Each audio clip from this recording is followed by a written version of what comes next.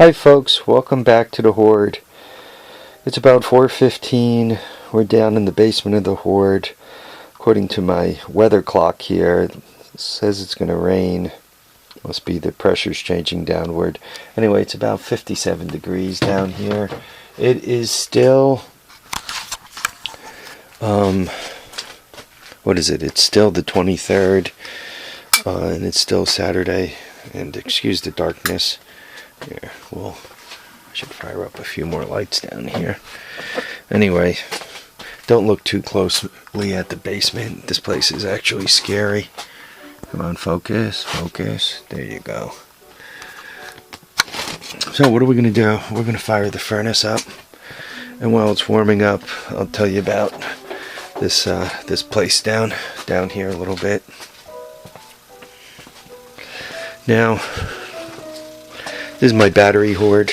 Not the greatest place to keep batteries up against the furnace or near the furnace. It keeps them warm, which is good. But if you got them charging and they produce hydrogen gas, they can blow themselves straight to hell. And we'll probably be discussing the battery hoard in a little while, or another time. Yeah, probably another time. All right. This furnace, I turned it off in April. You guys could see it's a Peerless, typical oil burner. It was cleaned last, I don't know, about 300 hours ago. So it's got a little more time before it needs another cleaning. And the last clean it got was a deep clean.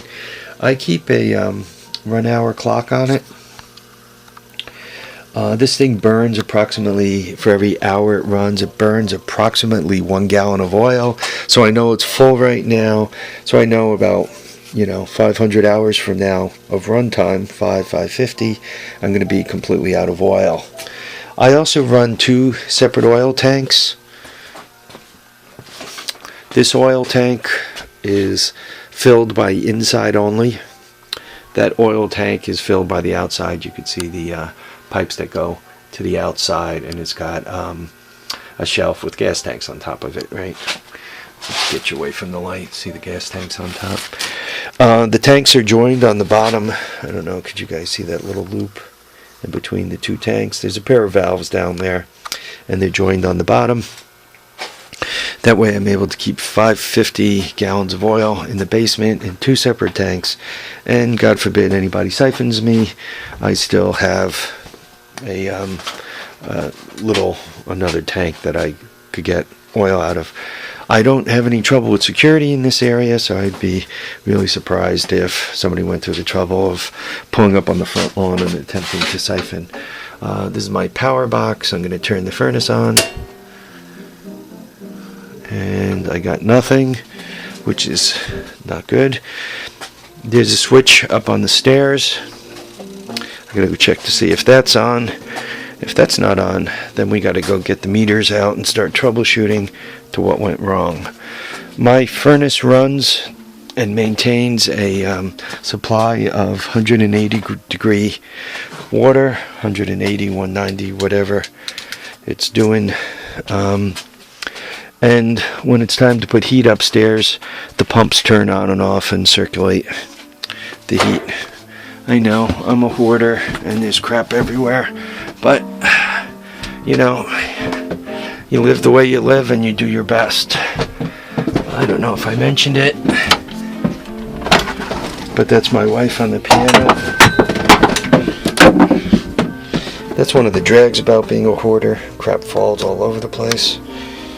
I'll get that on the way back up.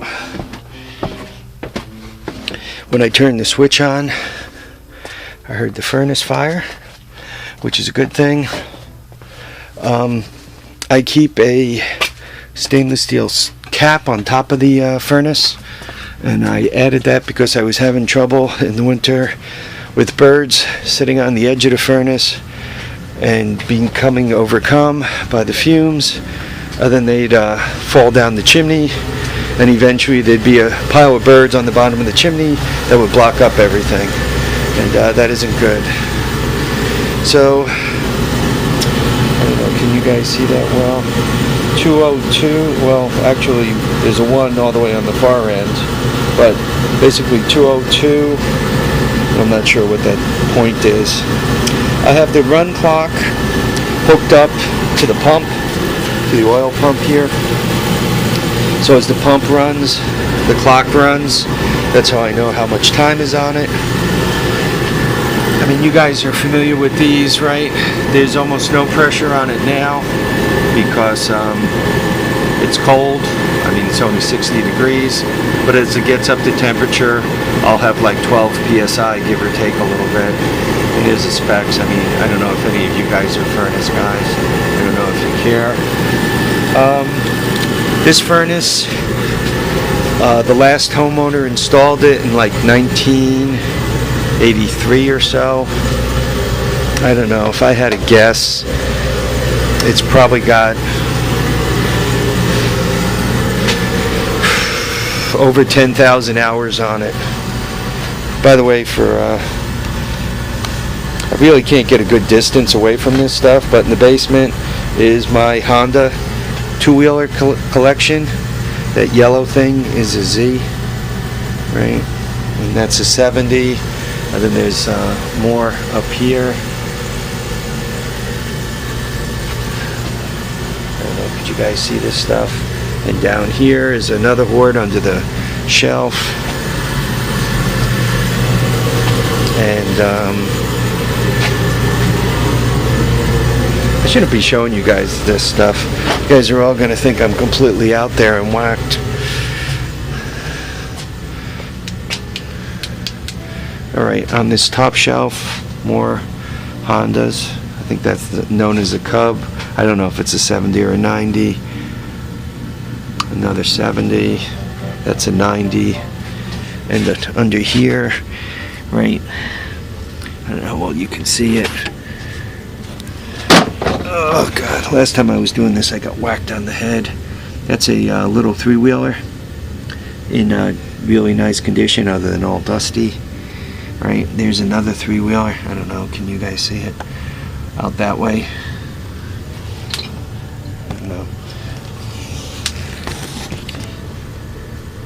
There you go, you can see that one. So, yeah, the hoard is loaded with these things. Right.